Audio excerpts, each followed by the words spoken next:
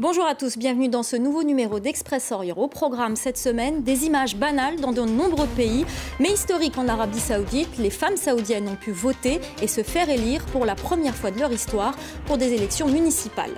Nous irons également en Égypte où la répression menée contre toute opposition se justifie par la lutte contre le terrorisme. Enfin, nous terminerons par un coup de projecteur sur des Français partis combattre en Irak contre l'organisation de l'État islamique.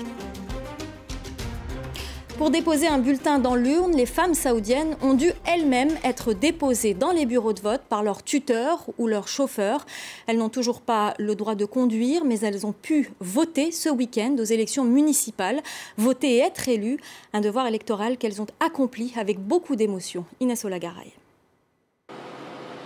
Devant ce bureau de vote de Riyad, la scène est inédite. Déposées par leur mari ou leur chauffeur, ces femmes viennent voter pour la première fois de toute l'histoire du pays.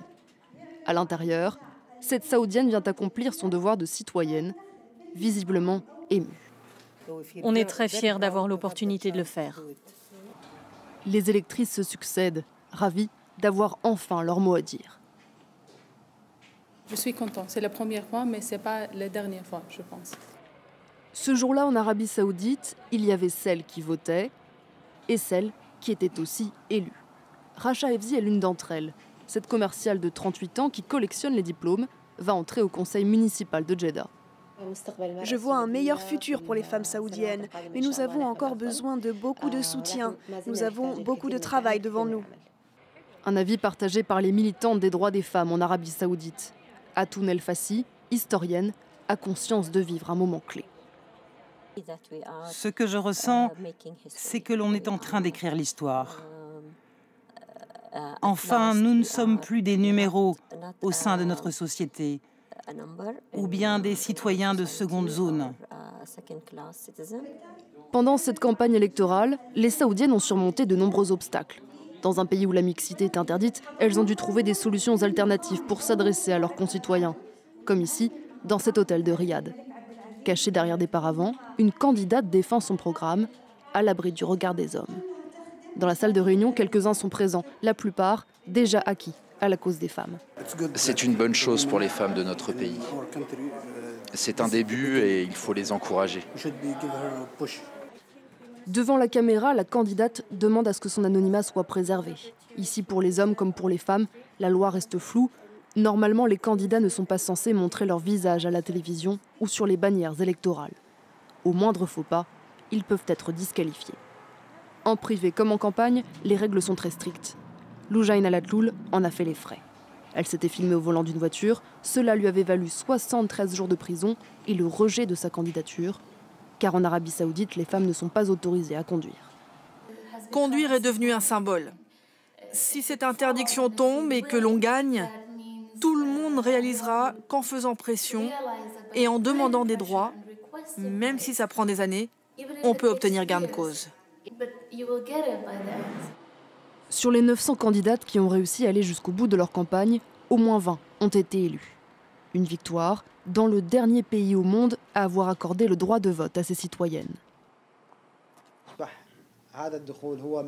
L'arrivée des femmes dans les élections va mettre en place un nouveau mouvement dans la société. Elles vont apporter du sang frais dans les conseils municipaux et compléter les idées des hommes.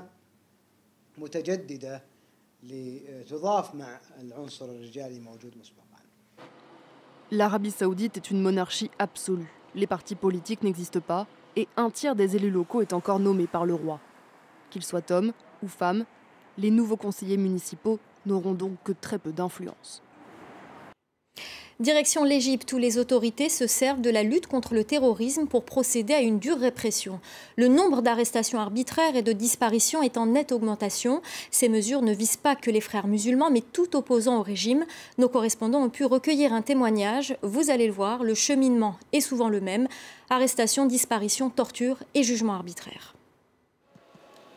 La vie de Nour et de sa famille a basculé il y a 6 mois. Le jeune activiste a été arrêté avec son frère Islam au domicile familial. Nour a été relâché au bout de 4 jours, mais pas son frère. Les autorités ont affirmé ne pas savoir où il était. Sa famille est restée sans nouvelles de lui pendant plus de 3 mois. Islam est réapparu le 21 septembre devant un tribunal d'Alexandrie. Aujourd'hui, il l'accuse d'appartenir à une organisation terroriste, d'inciter à la violence et de vouloir renverser le régime. Et quand il est apparu, il était dans les mêmes habits que la dernière fois qu'on l'avait vu. Il avait les cheveux très longs, la barbe très longue, et il avait sur le corps des traces apparentes de torture. Selon son frère, Islam était un jeune vendeur sans histoire. Dans une lettre écrite depuis sa cellule, Islam a raconté les sévices subis pendant sa détention secrète, dont la torture à l'électricité. Mon frère et moi, on veut faire passer ce message pour que les gens comprennent qu'il y a des disparitions illégales et que durant ces disparitions, les gens sont torturés. Nous ne savons rien de ces gens-là. Je demande que les responsables de ce genre d'action soient traînés devant la justice. Les arrestations en dehors de tout cadre légal sont en augmentation en Égypte. Cette ONG a documenté 400 disparitions forcées depuis le mois d'août. Dans la moitié des cas, les personnes sont réapparues devant un procureur, mais tous les autres sont toujours portés disparus. Le mari de Maha a disparu il y a 2 ans alors qu'il se rendait à son travail. La veille, il avait reçu une convocation de la sécurité nationale. Elle ne l'a pas revu depuis. De façon officieuse, on sait d'après nos informations qu'il est à la sûreté de l'État. Mais officiellement, il jure devant Dieu qu'il n'y est pas. Ashraf Shehata était en conflit avec un associé proche du pouvoir. Sa femme pense que c'est cela la raison de son enlèvement. Les personnes disparues ont généralement en commun d'être des opposants au régime, islamistes ou révolutionnaires laïcs. Leur disparition forcée poursuivrait un double objectif. C'est pour retirer aux détenus ou aux suspects tout droit légal, pour avoir plus de temps de faire l'interrogation, de commettre la torture. Et la deuxième raison, c'est pour propager la peur dans la société. Les autorités égyptiennes démentent avoir recours à cette pratique et dénoncent une campagne destinée à entraver leur lutte contre le terrorisme. Elles vont parfois jusqu'à affirmer que les disparus sont partis à l'étranger et elles ne donnent pas suite à la majorité des plaintes déposées par leurs proches. Je vous propose à présent de rencontrer les hommes de l'unité 732, un groupe de combattants français volontaires partis en Irak pour lutter contre l'organisation de l'État islamique aux côtés des Peshmerga. L'unité s'est constituée sur les réseaux sociaux et c'est sans doute le seul point commun qu'a cette brigade avec les djihadistes qui ont quitté la France pour rejoindre les rangs de l'organisation terroriste. Rencontre avec certains de ces hommes.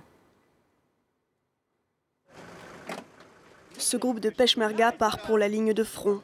Il y aurait eu des mouvements suspects de véhicules dans cette zone. Nous sommes à Dakouk, au nord de Bagdad. 5 Français sont venus jusqu'ici, bien décidés à prêter main forte aux combattants kurdes dans leur lutte contre l'organisation de l'État islamique. On est très bien accueillis, suite aux frappes aériennes du gouvernement français. Il n'y a rien à dire de ce côté-là, on est très très bien vus. Marqué par les attentats de Charlie Hebdo, le groupe de combattants volontaires se forme via les réseaux sociaux. Ils prennent pour nom l'unité 732.